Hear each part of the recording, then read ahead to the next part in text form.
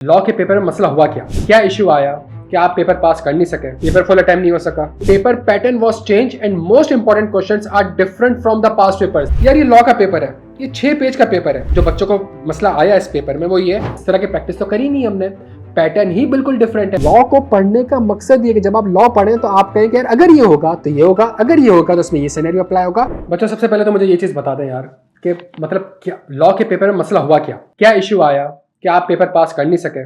चलिए बच्चों जल्दी जल्दी, क्या इश्यू आ रहा है? सही है, वर्डिंग्स भूल गए थे और इसके अलावा पेपर फुल अटेम्प्ट नहीं हो सका, और ये सबसे इंपॉर्टेंट पॉइंट है जिसकी वजह से सारे मसले हुए कि पेपर पूरा भी जियाउर रहमान ने हाईलाइट करा है ना कि paper pattern was change and most important questions are different from the past papers. देखें ये सबसे बड़ा मसला है बच्चों कि वो पेपर का पैटर्न उसने इतना चेंज कर दिया। यार ये लॉ का पेपर है, ये 6 पेज का पेपर है। शुरू के 3 पेज में तो एमसीक्यूज है, चले समझ में आती है। उसके बाद अगर आप देखें तो ये आधे पेज के इसने सिनेरियोस पूछे आपसे, और यहां बच्चों को है ना, अगर आप आखिरी सवाल भी देखें तो वो पौने पेज पे जा रहा है।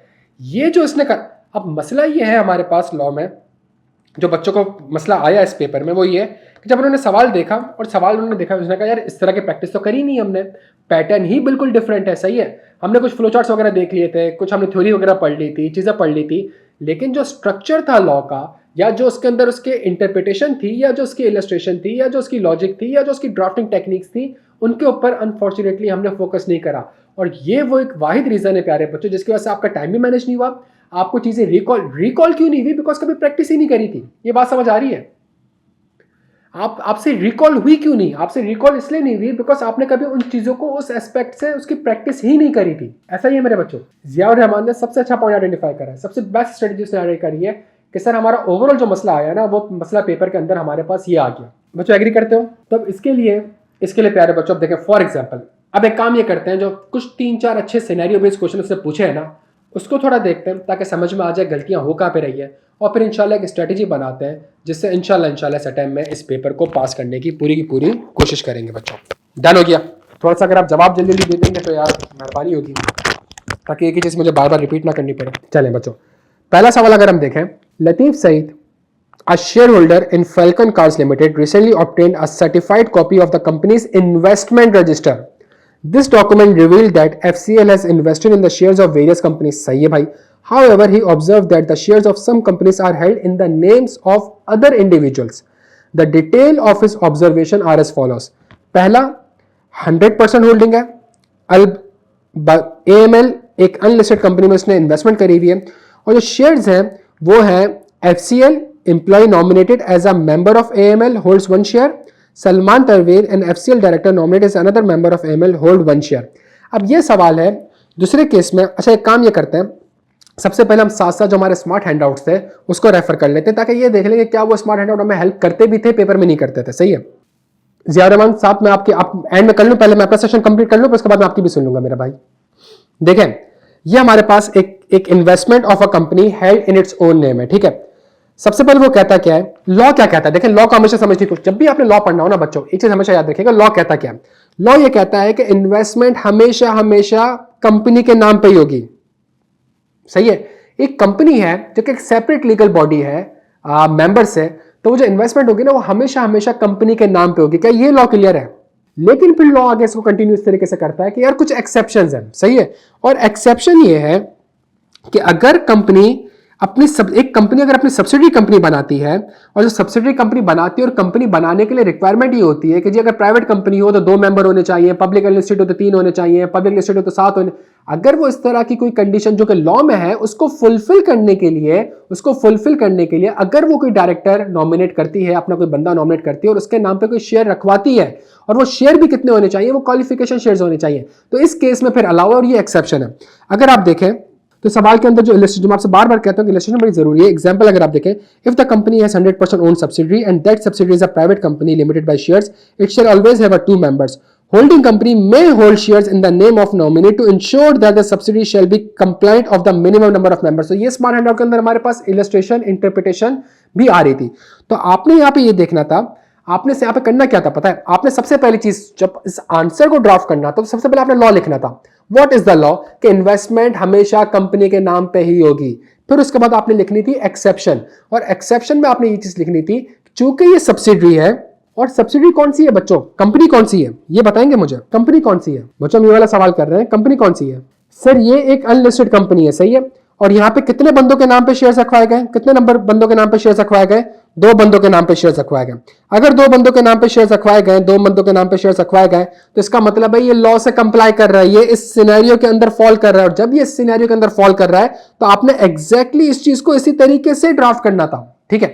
अच्छा मुझे पता है, मुझे अब एक बात बताएं, अगर सवाल में लिखा हुआ होता प्राइवेट कंपनी और यहां पे 6 बंदों के नाम पे शेयर्स आ रहे होते, तो क्या ये नॉन कंप्लायंस हो जाती बच्चों, जल्दी छेती। अगर सवाल में लिखा हुआ होता प्राइवेट कंपनी और नीचे लिखा हुआ होता कि 6 बंदों के नाम पे शेयर्स हैं, तो क्या ये नॉन कंप्लायंस होती, क्या फिर ये अलाउ होता बच्चों। जबरदस्त मेरे बच्चों, क्यों, बिकॉज लॉ कहता है कि जो मिनिमम नंबर ऑफ डायरेक्टर्स हैं उसकी रिक्वायरमेंट पूरा करने के लिए, यहां पे मैक्सिमम नंबर नहीं लिखा हुआ है।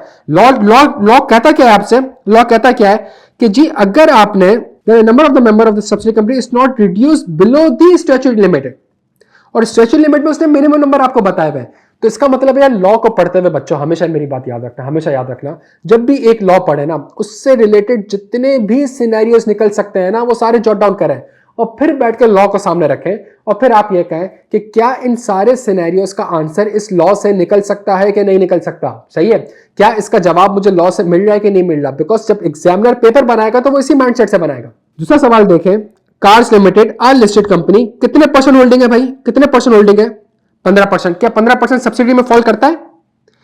मैं एक कंपनी हूं, मैंने एक और कंपनी में इन्वेस्टमेंट करी है 15%, क्या ये सब्सिडी में फॉल करता है मेरे बच्चों, जल्दी से बता दो, क्या ये सब्सिडी में फॉल करता है, क्या ये वाला सेक्शन अप्लाई होगा मेरे बच्चों, क्या ये वाला सेक्शन अप्लाई होगा, जल्दी छेती। नहीं सर ये वाला सेक्शन अप्लाई नहीं होगा। चले सर और चलते हैं, एक और भी एक्सेप्शन थी, where the company has a right to appoint or get elected any person as a director। ये सुनिएगा मेरी बात को, and a nominee of the company in exercise of such right has been so appointed or elected the shares in such other company of an amount not exceeding the nominal value of the qualification shares which are required to be held by a director।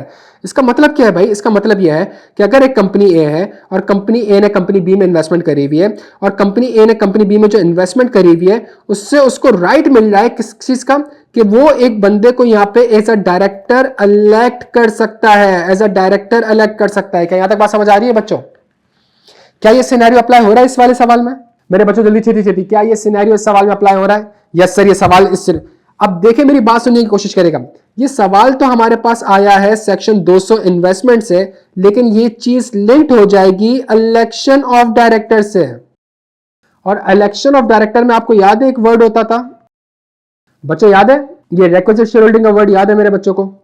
और requisite share holding निकलती कैसी थी, 100 को divide कर दें आप जो वहां पे नंबर ऑफ इलेक्टेड डायरेक्टर है, तो 100 को अगर डिवाइड करें 7 से मेरे बच्चों तो कितना आंसर आएगा, 14 पॉइंट कुछ आंसर आता था हमेशा से, याद है। मेरे पास होल्डिंग कितनी है सवाल में भाई, मेरे पास होल्डिंग कितनी है, मेरे पास 15% है, मेरे पास इस कंपनी में 15% है। और जिस बंदे के नाम पे मैंने अवेश परवेश के नाम पे मैंने शेयर्स कितने रखवा दिए, 10% रखवा दिए। यहां पे आपने 2 कॉन्सेप्ट देने थे, पहला कॉन्सेप्ट देना था यहां पे कि ये जो आपके पास कंपनी है क्या इसमें वाकई में 10% शेयर्स क्वालिफिकेशन शेयर्स है, अगर तो उसकी कंपनी के 10% शेयर्स क्वालिफिकेशन शेयर्स है तो फिर तो कोई मसला नहीं है। लेकिन अगर वो कंपनी आपसे कहती है कि नहीं भाई 10% नहीं, अगर मेरी कंपनी में आपको डायरेक्टर बनना है तो क्वालिफिकेशन शेयर्स इज 100, सही है 100, और इस बंदे ने बैठ के लेट से 1 लाख शेयर्स के नाम पे रखवा दिए, क्या ये अलाउ होगा मेरे बच्चों, क्या ये अलाउ होगा। आप समझ रहे हैं, आपने खुदा का वास्ता है लॉ में आपने यस या नो करके आंसर नहीं लिखना है मेरे बच्चों। आपने जब लॉ को लिखना है तो आपने लॉ, सबसे पहले आपने लॉ लिखना है, उसके बाद उसको एक्सप्लेन करना है, उसके बाद उसको आपने एक्सप्लेन करना है। और यहां पे आपने उसको एक्सप्लेन कैसे करना होगा, सबसे पहली चीज आपने कहनी है, फॉर एग्जांपल ये कंपनी ए है, कंपनी ए ने कंपनी बी में इन्वेस्टमेंट की हुई है बच्चों, सही है। अच्छा कंपनी ए ने जो कंपनी बी में इन्वेस्टमेंट की हुई है वो कितनी की हुई है, वो 15% की हुई है, ठीक है। अच्छा क्या ये 15% इंटाइटल करता है ए को कि वो बी में अपना डायरेक्टर इलेक्ट कर ले। चूंकि ये लिस्टेड कंपनी है, चूंकि लिस्टेड कंपनी है तो लिस्टेड कंपनी में हमारे पे रिक्वायरमेंट होती थी कि नंबर ऑफ डायरेक्टर नॉर्मली 7 होते हैं, सही है।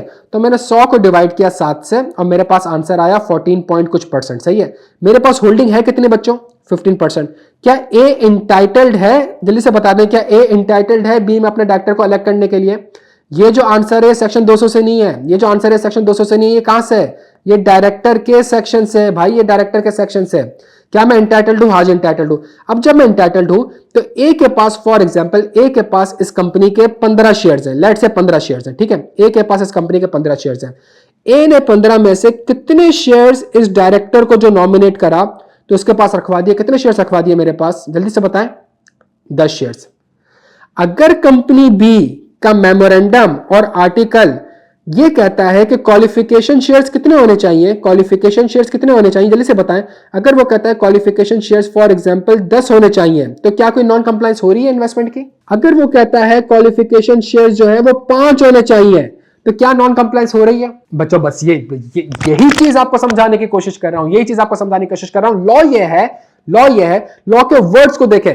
लॉ में अगर डायरेक्टर का वर्ड लिखा हुआ आ रहा है entitled to get elected as a director, तो इसका मतलब है ये सेक्शन डायरेक्टर के सेक्शन से भी लिंक्ड हो रहा है। तो अगर पेपर में सवाल आएगा तो मैंने दोनों चीजों को कवर करना है। और आपको तो नहीं पता उसके नंबर ऑफ डायरेक्टर्स कितने हैं, आपको तो नहीं पता उसके क्वालिफिकेशन शेयर्स कितने हैं, तो आईके तब जानबूझ के नहीं बताए ताकि वो आपसे एक्सपेक्ट ये कर रहा है कि आप दोनों सिनेरियोस बता सके उसको। बच्चों ये बात समझ आती है? हम पेपर में लिख के क्या आ जाते हैं? हम पेपर में लिख के आते हैं यस, चूंकि वो डायरेक्टर के लिए इलेक्ट कर सकता है, तो ये बिल्कुल सही है। क्या ये आंसर सही है बच्चों? मेरे बच्चों क्या ये आंसर सही है? मुझे बताएं। अगर मैं सिर्फ एक लाइन लिख दूं कि हाँ भाई ये बिल्कुल सही है, ये इन्वेस्टमेंट कंपनी के नाम पे नहीं हो सकती, यहाँ पे अलाउ है, क्या मुझे मार्क्स मिलेंगे? अनलेस मैं इसको इस तरीके से सारी चीजें एक्सप्लेन करूं, और जब तक मैं एक्सप्लेन करके सारे सिनेरियोस नहीं। और लॉ को पढ़ने का मकसद ये कि जब आप लॉ पढ़ें तो आप कहें कि यार अगर ये होगा तो ये होगा, अगर ये होगा तो उसमें ये सिनेरियो अप्लाई होगा। और जब तक आप लॉ को इस हिसाब से उसका खुलासा नहीं करेंगे, उसका पोस्टमार्टम नहीं करेंगे, पेपर हमेशा डिफरेंट आता रहेगा बच्चों, और पेपर को पास करना मुश्किल हो जाएगा। थोड़ा सा और आगे चलते हैं। CTL an unlisted company with 5 members, 5% holding इसके पास, और Qaim Raheel an FCL director nominated as a member of CTL holds 1 share. क्या यहां 1 शेयर है इसके पास? अलाउ है भाई बच्चों, क्या अलाउ है ये? इसका बताएं इसमें क्या लिखा। 10 नंबर का सवाल है, वो आपसे कह रहे हैं ब्रीफली एक्सप्लेन करें वेदर। जब बात वेदर की आती है ना, उसका मतलब है दोनों सिनेरियो अप्लाई होंगे, यस और नो वाले सिनेरियो अप्लाई होंगे। और फिर वो कह रहा है कि कॉन्सिक्वेंसेस भी बता दें। बच्चों ये नहीं कर सकता, ये नहीं कर सकता, ये एक शेयर भी नहीं कर सकता, बिकॉज जब 5% होल्डिंग है तो इसका मतलब है सब्सिडरी नहीं है। जब 5% होल्डिंग है तो इसका मतलब है इसके पास right to elect as a director भी नहीं है। सर ये आपने कैसे कंक्लूड कर लिया कि right to elect as a director नहीं है? मेरे बच्चों ये कैसे मैंने कंक्लूड कर लिया कि right to elect as a director नहीं है? मेरे बच्चों जल्दी जल्दी। बिकॉज 5% होल्डिंग नहीं, बिकॉज लिमिटेड कंपनी नहीं, सवाल में लिखा हुआ है an unlisted company with 5 members. तो रिक्विजिट शेयर होल्डिंग कितनी निकली भाई? 100 को डिवाइड करें 5 से, रिक्विजिट शेयर होल्डिंग कितनी निकली? जल्दी से बता दे कितनी निकली। मेरे पास होल्डिंग कितनी है मेरा बच्चा? मेरे पास होल्डिंग कितनी है मेरा बच्चा? तो इसका मतलब है ना ये सब्सिडरी है, पहले सिनेरियो में अप्लाई नहीं होगा, ना मेरे पास right to get elected as a director. तो आप सोचे इन्वेस्टमेंट का सेक्शन है और लिंक कहां से हो रहा है? जल्दी से बता दे, इन्वेस्टमेंट का सेक्शन है और लिंक कहां से हो रहा है मेरा बच्चा? जल्दी से बता दे मेरा बच्चा। बस देखे, ये समझ आ रही है बात? तो ये जब तक लॉ की लिंकिंग आपको नहीं पता होगी, लॉ की लिंकिंग आपको नहीं बताओगी, आप सेक्शन 200 अप्लाई ही नहीं कर सकते जब अगर आपका पेपर में दिमाग आपका डायरेक्टर के सेक्शन में नहीं गया। तो इसका मतलब है ये आईके बेवकूफ तो नहीं है ना जो कि 5 मेंबर्स लिख रहा है। कोई रीजन है ना कि वो एक्सपेक्ट कर रहा है कि क्या बच्चा ये लिख सकता है कि नहीं लिख सकता।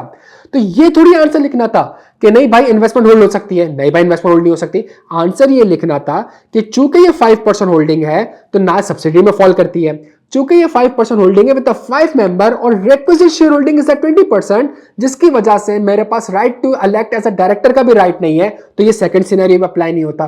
तो इसका मतलब ये हो गया प्यारे बच्चों कि मेरे पास 2 ही एक्सेप्शन थी लॉ में, और ये तीसरा सिनेरियो है। जब लॉ आपको 2 एक्सेप्शन दे रहा है तो लॉ का मतलब ये है कि कोई तीसरा सिनेरियो अप्लाई नहीं कर सकते आप। इसका मतलब है इस केस में आप ये शेयर होल्ड नहीं कर सकते हैं। इसके नाम पे 1 शेयर क्या 0.1 शेयर भी इसके नाम पे होल्ड नहीं हो सकता। बच्चों के यहां तक बात समझ आ रही है? मेरे बच्चों के यहां तक क्लियर हो मेरे बच्चों? तो अगर मैं आपके साथ वापस से इस सेक्शन को डिस्कस करूं, इन्वेस्टमेंट वाले सेक्शन को, तो हमारे पास अगर आप देखें तो लॉ क्लियर है कि सारी इन्वेस्टमेंट मेरे नाम पे ही होंगी, प्रोवाइडेड दैट, ये पहली एक्सेप्शन है जिसमें हमारा पार्ट ए आया, ये दूसरी एक्सेप्शन है जिसमें हमारे पास पार्ट 2 आया, तीसरी कोई एक्सेप्शन नहीं है मेरा बच्चा, तीसरी कोई एक्सेप्शन नहीं। और आईकेप ने इसी स्ट्रक्चर में आपके लिए एग्जामिनर ने सवाल बनाया, लेकिन चूंकि वर्ड कौन सा यूज हो रहा था, सब्सिडरी का, तो जब वो सवाल में लिख रहे हैं 100%, तो आप लिखे ना कि सब्सिडरी है। इसी तरीके से जब वो कह रहे हैं अपॉइंट और get elected any person as a director, तो उसको लिंक करें ना डायरेक्टर के सेक्शन से, इलेक्शन ऑफ डायरेक्टर के सेक्शन से। मेरा बच्चा क्लियर है हम सारे यहाँ पे? अभी दूसरा सवाल देखते हैं। Penguin limited has class A and B ordinary shares with 80 million shares of rupees 10 each and 15 million shares of rupees 20 each respectively. The company issued a notice to its member and published in its various newspapers announcing an extraordinary general meeting scheduled for 7 मार्च 2024. तो हमारे पास अब तक सवाल हमने पढ़ा तो shares की दो क्लासेस भी हैं, ईओजीएम का वर्ड भी यूज हो रहा है. The meeting consider two proposal to revise the terms of a long term advance given to Kiwi limited which includes extending the grace period for installment by an additional 6 months and reducing the interest rate by 2%. This proposal was put forward by Faiz Ahmed, a director at PL, who also served as a non-executive director at KL. ये सवाल समझिएगा बच्चों, ये सवाल सारा समझना है. पहला मैं पॉइंट पढ़ता हूं तो शेयर्स की तरफ जा रही है बात. पहला पॉइंट जब पढ़ रहा हूं तो शेयर्स की तरफ बात जा रही है भाई. दूसरा पॉइंट पढ़ रहा हूं तो ईओजीएम की तरफ जा रही है और फिर उसके बाद कॉमन डायरेक्टर की तरफ भी जा रही है. और एक कंपनी है कीवी लिमिटेड, वो कंपनी कौन है इसके बारे में कुछ नहीं बताया गया. ड्यूरिंग द ईओजीएम, इसका मतलब है भाई नोटिस वोटिस चले गए, ईओजीएम हो रही है. Following an initial show of hands, a member attending remotely demanded a poll on the resolution. उसने poll demand कर ली भाई. The chairman then ordered that the poll be conducted via a secret ballot to the next week. Subsequently, a director raised the following questions regarding the chairman's decision and the polling process. पहला, is the chairman justified in ordering the poll through a secret ballot? And when will the result of the poll be implemented? जो पोल का result होगा उसको कब implement किया जाएगा? कितने number का सवाल है भाई? 4 नंबर का सवाल. कंपैरेटिवली ये सवाल, ये जो पॉइंट 1 था ये बड़ा आसान था. सही है. क्या चेयरमैन जस्टिफाइड है? जल्दी से बताएं, हाँ या ना. जो चेयरमैन साहब ने पोल का हुक्म दिया है, क्या वो जस्टिफाइड है? हाँ या ना. जल्दी छेती मेरे बच्चों, जल्दी से. क्या चेयरमैन ने जो पोल का ऑर्डर दिया है, क्या वो जस्टिफाइबल है? हम डायरेक्टर्स के स्मार्ट हैंड आउट पे आते हैं. चले भाई. हाँ भाई, क्या चेयरमैन साहब का डिसीजन सही था? आप लोग कह रहे हैं यस. द आंसर इज मुझे नहीं पता. ना आंसर यस है ना आंसर नो है मेरे बच्चों. आप लॉ को पढ़ें. लॉ क्या कहता है कि पोल डिमांड कौन कर सकता है? पोल डिमांड कर सकता है चेयरमैन साहब. पोल डिमांड कर सकता है by members having not less than 1/10 of the voting power. Having not less than 1/10 of the voting. तो अगर वहां से वीडियो कॉन्फ्रेंस में अगर किसी मेंबर ने कहा कि भाई पोल डिमांड करो, चेयरमैन साहब ने कहा जी पोल डिमांड करते हैं, तो क्या ये सही है? सर, डिपेंड करता है कि मेंबर की औकात कितनी है. मेंबर की औकात क्या 1/10 है कि नहीं है? बच्चों समझ में आ रहा है कि वो एग्जामिनर चाह क्या रहा है आपसे और आप लिख के क्या आ रहे हैं? बच्चों सिर्फ 2 मिनट दो. मुझे सिर्फ 2 मिनट. चले यार बच्चों, आ जाए. बच्चों के यहाँ तक बात समझ आ रही है? अच्छा, जो पोल डिमांड होती है वो फिर सीक्रेट बैलेटिंग से ही होती है हुसैन. जो फिर पोल डिमांड होती है ना, फिर वो सीक्रेट बैलेटिंग से ही होती है. ये लिखा हुआ भी है यहाँ पे सीक्रेट बैलेटिंग. तो स्मार्ट हैंडआउट अगर आप देखें तो वो थे इस तरीके से. फिर वो आपसे कह रहा है and when will be the, सवाल की दूसरी requirement, and when will be the results of the poll be implemented. तो भाई अगर अगले हफ्ते पोल उसने करा है और अगले हफ्ते जिस दिन पोलिंग होगी, जिस मीटिंग में पोलिंग होगी, उस the result of the poll shall be deemed to be the decision of the meeting on the resolution on which a poll was taken. तो आज उसने मुझसे कहा पोल डिमांड करें, एक हफ्ते बाद सीक्रेट बैलेटिंग होगी. एक हफ्ते बाद जब सीक्रेट बैलेटिंग होगी तो उस वक्त जब वो चेयरमैन साहब रिजल्ट अनाउंस करेंगे तो ये वो दिन होगा जिस दिन रेजोल्यूशन पास हुई है. क्या यहां तक बात समझ आ रही है? उसके एक हफ्ते पहले नहीं हो सकता ये. अब ये उसने बड़ी जबरदस्त चीज कही. उसने कहा what is the total voting power for each class of shares and for the company as a whole. कोई बताएगा? What is the total voting power for each class of shares and for the company as a whole? अब भाई ये जो पहला सवाल share से आया था, ये जो हम लिखा था हमने शेयर्स में, तो ये शेयर से सवाल आ गया. तो इसका मतलब है कि हमारे पास कंपनी के पास 2 ऑर्डिनरी शेयर्स हैं, class A and class B, with 80 million shares of ₹10 each and 15 million shares of ₹20 each. मुझे बताएं कंपनी के टोटल वोटिंग पावर्स कितने भाई? तो अगर हम सवाल में देखें तो मेरे पास जो 80 मिलियन शेयर्स हैं, 80 मिलियन शेयर्स हैं, ये 10 रुपए के हैं. और हर शेयर अगर एक वोटिंग पावर रखता है, हर शेयर अगर एक वोटिंग पावर रखता है, तो इसका मतलब है 80 मिलियन. क्लास ए के मेरे पास 80 मिलियन शेयर्स वोटिंग पावर है. क्लास बी के कितने हो गए भाई? जल्दी से बता दें मेरा बच्चा. क्लास बी के कितने हो गए? क्लास बी के जो मेरे पास वोटिंग पावर है वो 15 मिलियन है. लेकिन क्लास बी का हर शेयर है कितने रुपए का मेरे भाई? क्लास बी का हर शेयर है कितने रुपए का? जल्दी से बता दें. क्लास बी का हर शेयर कितने रुपए का? 20 रुपए का. तो इसका मतलब हो गया क्या क्लास ए और क्लास बी बराबर है मेरे बच्चों? बराबर नहीं है तभी तो अलग क्लास है। एक बंदा एक कंपनी का शेयर 10 रुपए का खरीदता है, दूसरा बंदा उस कंपनी का शेयर 20 रुपए का खरीदता है। किसकी ज्यादा चलनी चाहिए मीटिंग में, 10 रुपए वाले की 20 रुपए वाले की? तो इसका मतलब है मेरे पास क्लास बी के जो शेयर्स हो गए वो 30 मिलियन हो गए। तो what is the total voting power of each class? Class A का 80 मिलियन, क्लास बी का 30 million and the for the company as a whole. तो 80 और 30 को प्लस कर दें तो हमारे पास 110 मिलियन आ जाएगा। ये हमारे पास इस कंपनी के टोटल वोटिंग पावर्स हैं। बच्चों के यहां तक बात समझ आती है? बच्चे ने सवाल में इस 20 रुपए को स्किप कर दिया, और जब 20 रुपए को स्किप कर दिया थोड़ा सा उसने कॉमन सेंस तो अप्लाई करे कि एक बंदे ने 10 रुपए लगाए कंपनी में, दूसरे बंदे ने 20 रुपए लगाए कंपनी में। जिसने 20 रुपए चलाए तो उसका मतलब है उस 20 रुपए से क्लास ए के 2 शेयर खरीद सकता है। जब वो 20 रुपए से क्लास ए के 2 शेयर खरीद सकता है तो हाउ इट इज पॉसिबल कि उस क्लास ए के 1 शेयर और क्लास बी के पास जो है वो क्लास ए के पास 2 शेयर हो, क्लास बी के पास 1 शेयर हो? सेंस ही नहीं बनता इस चीज का। What is the minimum number of votes required to pass the proposed resolution, assuming that only Class A shareholders have attended the poll? प्यारे बच्चों, what is the minimum number of votes required to pass the proposed resolution? अब भाई मुझे एक बात बताएं, minimum number of votes 2 किस्म के हो सकते हैं, डिपेंड करता है आपका रेजोल्यूशन क्या है। क्या ये ऑर्डिनरी रेजोल्यूशन है कि स्पेशल रेजोल्यूशन है? मेरे बच्चों जल्दी से, क्या ये, क्योंकि अगर ऑर्डिनरी है तो फिर मोर देन 1/2, अगर स्पेशल है तो फिर 3/4।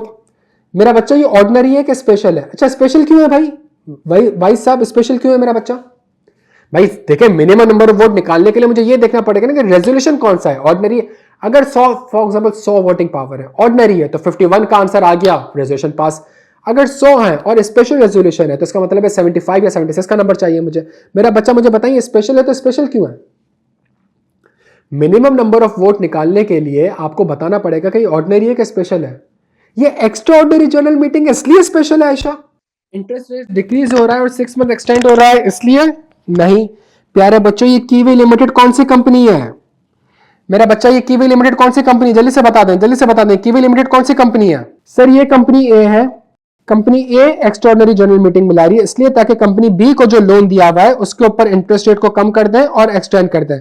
कंपनी ए का जो डायरेक्टर है वो कंपनी बी में भी डायरेक्टर है। प्यारे बच्चों, चूंकि कॉमन डायरेक्टर है तो ये एसोसिएटेड कंपनी बन गई, और जब ये एसोसिएटेड कंपनी बन गई तो इन्वेस्टमेंट इन एसोसिएटेड कंपनी का सेक्शन अप्लाई हो गया, जो आपसे कहता है कि जब भी आप टर्म्स को भी चेंज कर रहे होंगे तो कौन सा रेजोल्यूशन पास करना होगा? जल्दी से बता दें बच्चों, खुदा का वास्ते समझे। ये जो सवाल आया है इसमें पहली चीज एसोसिएटेड कंपनी की डेफिनेशन है, दूसरी चीज इन्वेस्टमेंट इन एसोसिएटेड कंपनी का सेक्शन है, और उस सेक्शन में लिखा हुआ है स्पेशल रेजोल्यूशन। और स्पेशल रेजोल्यूशन जो है वो भी डेफिनेशन में बताया गया है कि स्पेशल रेजोल्यूशन होता क्या है। ये 3 चीजें आपस में लिंक्ड होकर मेरे प्यारे बच्चों आंसर बन रहा है। क्या यहां तक बात समझ आती है? पेपर में ये लिखना होता है, पेपर में आपका कंक्लूजन मैटर नहीं करता है। पेपर में आप किस तरीके से, आपने सबसे पहले बताना था, चूंकि कॉमन डायरेक्टर है, this is the associated company, ठीक है। अच्छा, फिर इस एसोसिएटेड कंपनी में एक इन्वेस्टमेंट हो चुकी है और इस इन्वेस्टमेंट की टर्म्स को चेंज किया जा रहा है, तो इन्वेस्टमेंट इन एसोसिएटेड कंपनी का सेक्शन अप्लाई हो गया, जो कि आपसे कहता है कि टर्म्स को भी कल को चेंज करोगे तो वो स्पेशल रेजोल्यूशन से होगा। स्पेशल रेजोल्यूशन कंपनीज एक्ट में डिफाइंड है कि स्पेशल रेजोल्यूशन होता है क्या है, जो 3/4 मेजोरिटी से हो। सही है, 3/4 का वर्ड यूज करता है। फिर उसके बाद आपने यहां पे वर्किंग करनी थी और आपने कहना था what is the minimum number of votes required to pass the proposed resolution, assuming that only class A shareholders have attended the poll। तो क्लास A का कितना नंबर बनता है भाई? 80 मिलियन। 80 का 3/4 कितना हो गया भाई? 80 का 3/4 कितना हो गया? 80 का 3/4 आप निकालेंगे, जो भी आपके पास आंसर आएगा, let's say 60 million. This is the minimum number.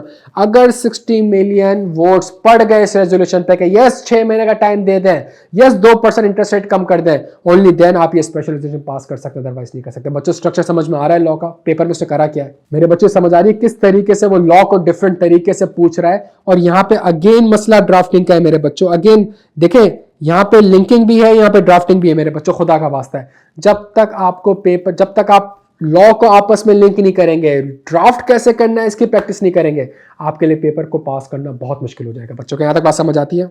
चलें, सॉरी। तो फिर एक काम करते हैं, इस जो नीचे एक सवाल आया उसको भी हम डिस्कस कर लेते हैं थोड़ी देर में, लेकिन एक काम ये कर लेते हैं मेरे बच्चों, जल्दी से मेरी बात सुन लें।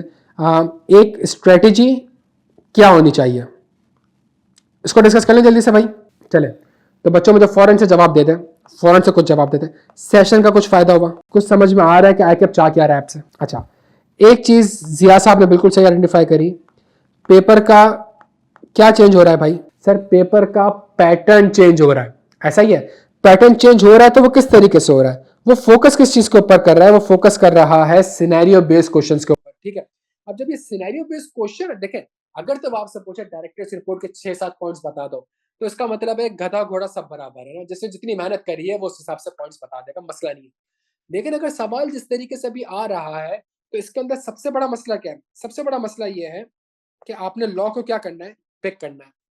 पिक करने के बाद उन लॉ को स्ट्रक्चर्ड वे में लिंक करना है। स्ट्रक्चर्ड वे में लिंक करना है, जो मैंने आपसे अभी सवाल डिस्कस करे है, उसमें आपने उसको स्ट्रक्चर्ड वे में लिंक करना है। चलिए जी, सॉरी यार, देखें मेरे बच्चों, सबसे इंपॉर्टेंट चीज, पेपर जिस तरीके से आ रहा है ना, उसके अंदर वो जो इन्फॉर्मेशन बता रहा है, और इन्फॉर्मेशन को जो वो स्कैटर्ड वे में बता रहा है, सही है। तो सवाल में लिखा हुआ है कि बताएं कंपनी में इन्वेस्टमेंट करनी चाहिए कि नहीं करनी चाहिए, मतलब इन्वेस्टमेंट जो इस कंपनी में करी है, क्या ये कंपनी के नाम पे होनी चाहिए या फिर इस बंदे के नाम पे हो सकती है, नहीं हो सकती।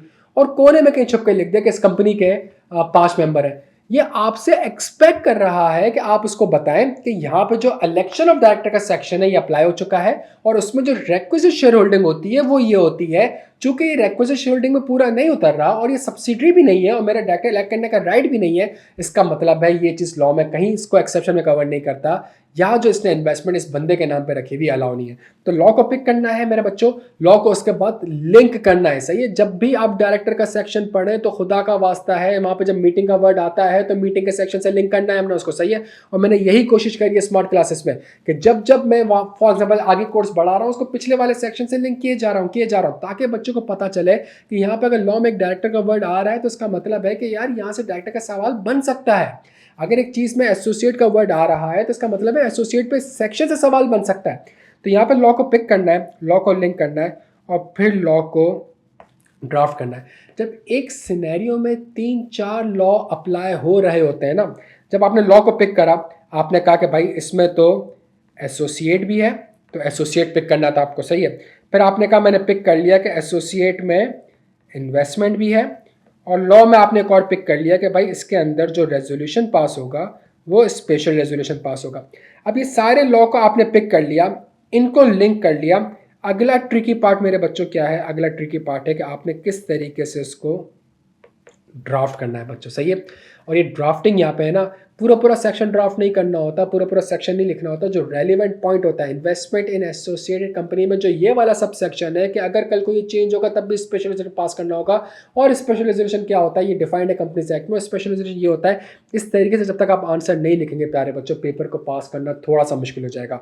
मैं आपसे बहुत ज़्यादा, आपसे जो मेरी रिक्वेस्ट है, पेपर का पैटर्न अगली अटेम्प्ट में भी चेंज होगा मेरे बच्चों, सही। पेपर का पैटर्न अगली अटेम्प्ट में भी चेंज होगा। एक चीज़ का ख्याल रखना है आपने, एक चीज़ का ख्याल रखना है, जब आप लॉ को पढ़ें तो लॉ को सबसे पहले याद करने की नीयत से ना पढ़ें, सही है। लॉ को कभी भी आप ये शॉर्टकट की नीयत से ना पढ़ें। मैं आपको बहुत बड़ी एडवाइस कर रहा हूँ। फाइनल कैफ का पास हो भी जाएगा ना, फाइनल में रोते रहोगे यार, सही है। फाइनल में मुझे पता है ना कि बच्चा किस तरीके से रोता है इस सब्जेक्ट के बारे में, जब हज़ारों किस्म के लॉज अप्लाई होते हैं।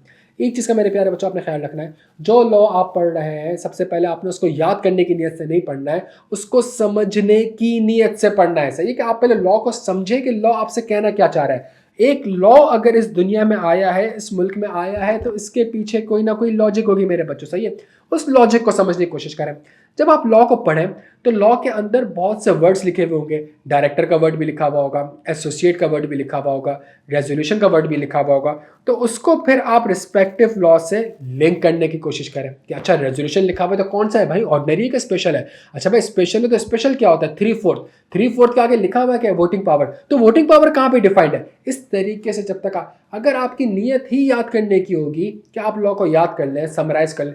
एक लॉ में यार 6 लाइनें लिखी हुई हैं, तो कैसे पॉसिबल है कि यार मैं उसको 2 लाइनों में या 1.5 लाइनों में उसको कर दूं और आप पढ़ें और आपके यहाँ मुझे लॉ समझ में आ गई। एक चीज़ 6 लाइन में रेगुलेटर ने डिफाइन करी, तो उसने मतलब 6, क्या वो 1.5 लाइन में नहीं कर सकता था, वो 1.5 लाइन में कर सकता था। जब उसे 6 लाइन रखी है तो इसलिए रखी है कि अगर ये सिनेरियो आ जाएगा तो ये चौथी लाइन में जो वर्ड लिखा है ना ये हेल्प करेगा। अगर कोई इसमें फंसेगा या अगर कोई सवाल इसमें से आ जाएगा, या अगर रेगुलेटर इस तरीके से सोचता है कि यार अगर कल को फॉर एग्जाम्पल इस वाले सिनेरियो को भी बिल्ट इन करना पड़ेगा तो लॉ में ये वर्ड लिखा हुआ है, आप अगर उस वर्ड्स को ही स्किप कर रहे हैं यार, स्किप कर रहे हैं, आप भले याद करने के लिए 2 लाइनें याद कर लें भाई, 3 लाइनें याद कर लें, लेकिन लॉ को पढ़ने के लिए, लॉ को समझने के लिए, उसकी लॉजिक के लिए अगर लॉ में 6 लाइनें डिफाइंड है ना, आपने 6 लाइनें पढ़नी है, उसकी इलस्ट्रेशन, उसकी इंटरप्रेशन। यही कोशिश मैंने करी है स्मार्ट क्लासेस में। स्मार्ट क्लासेस में कोई समरी नहीं पढ़ाई, कोई मैंने फॉर एग्जांपल समराइज नोट्स नहीं पढ़ा, जो कि बड़े में, जो कि अवेलेबल भी है। मैंने क्या करा है, मैंने लॉ पढ़ा है, लॉ पढ़ने के बाद फिर उसका खुलासा करा है, फिर उसको समराइज करा है, और उसके अंदर जितनी भी इलस्ट्रेशन इंटरप्रिटेशन निकलती है उसको कवर करने की कोशिश करिए, ताकि बच्चा लॉ ही जब पूरा 6 लाइन का नहीं पढ़ेगा, 2 लाइनें पढ़ के जाएगा, तो हाउ इट इज़ पॉसिबल जब पेपर में एक्सप्लेन का वर्ड आता है तो वो 6 लाइनें लिख सके। तो इस चीज़ का मेरे बच्चों ख्याल रखना है। कोई बात समझ आती है यहाँ पे? ये चीज़ क्लियर है मेरे बच्चों? तो इसको थोड़ा सा मेरे बच्चों ख्याल रखिएगा। ये चीज़ के ऊपर, ये जो आपके सामने स्ट्रेटजी में डिस्कस कर रहा हूँ ना, इसको खुदा का वास्ता फॉलो करिएगा। लॉ, मैं अगेन आपसे कह रहा हूँ, लॉ आपसे बातें करेगा, सही है। लॉ, अगर आपने लॉ से बातें नहीं करी, लॉ से सवाल नहीं पूछे, एक लॉ पढ़ के अगर आपने सवाल नहीं पूछे और आपका फोकस और माइंडसेट ही ये रहा कि मैं इसको याद कर लूँ, तुक्का है, चांस है, पास हो गए, फाइनल में बहुत बुरा रहोगे, बिकॉज फाइनल में तो आपके पास है ही ओपन बुक पॉलिसी। जब ICAP ने C52 को ओपन बुक पॉलिसी रखा हुआ है, तो वो कैफ में आपसे एक्सपेक्ट नहीं कर रहा है कि चीज़ों के रट्टे आप लगाएं, सही है। वो 20-25 नंबर थ्योरी पूछता है, और ये बेसिक चीज़ हो भाई। डायरेक्टर्स रिपोर्ट, मैं अगर एक कंपनी को ऑडिट कर रहा हूँ, मुझे पता होना चाहिए डायरेक्टर्स रिपोर्ट के कंटेंट क्या है, ठीक है। तो वो चीज़ें आएंगी भी पेपर में, ताकि वो आपकी ये वाली चीज़ों को भी टेस्ट करेगा। लेकिन लॉ को समझा नहीं आपने, लॉ की लिंकिंग नहीं करी, लॉ को ड्राफ्ट कैसे करना है। देखें, बच्चा लॉ पढ़ लेता है, कहता है मैं क्लियर हूँ, मुझे ये भी चीज़ आती, लेकिन जब आपने ड्राफ्टिंग ही नहीं करी, प्रैक्टिस ही नहीं करी, तो पेपर को पास करना थोड़ा सा मुश्किल हो जाएगा। बच्चों की यहाँ तक बात समझ आती है? और कोई सवाल मेरे बच्चों? चले बच्चों, थैंक यू सो मच।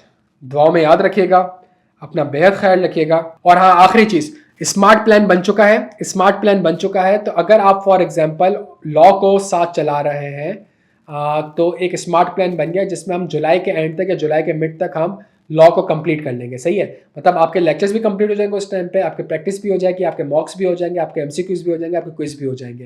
तो वो जो स्मार्ट प्लान है वो व्हाट्सएप ग्रुप पे है, पोर्टल पे भी है, वो लाजमी देख लेना, ताकि आपको पता चल जाए कि एंड में लॉ को ना रखना, वापस से फेल हो गए, सही है। जो मेजोरिटी बच्चा फेल होता है ना, वो बिल्कुल लॉ को एंड, जब लॉ को एंड में रखेगा ना, तो ना वो लॉ से बातें करेगा, ना वो लॉ को समझने की कोशिश करेगा, ना वो लिंक करेगा, बस उसका फोकस होगा जल्दी से 50-100 पेज में याद कर लो, फिर वो शॉर्टकट्स की तरफ जाएगा, और ये रीज़न है उसके फेल होने का। खुदा का वास्ता कोशिश ये करनी है आपने बच्चों कि फ़ौरन से एक स्ट्रक्चर वे में बना दिया है मैंने, इनकॉर्पोरेशन है, फिर डायरेक्टर है, फिर मीटिंग है, उस तरीके से आपने चीज़ों को लेके चलना है प्यारे बच्चे, सही है। तो जो स्ट्रेटजी मैंने आपको बताई है, इसको फॉलो करें हमारे साथ, इंशाल्लाह पेपर लास्ट भी पास होगा। अपना बेहद ख्याल रखिएगा बच्चों, थैंक यू सो मच।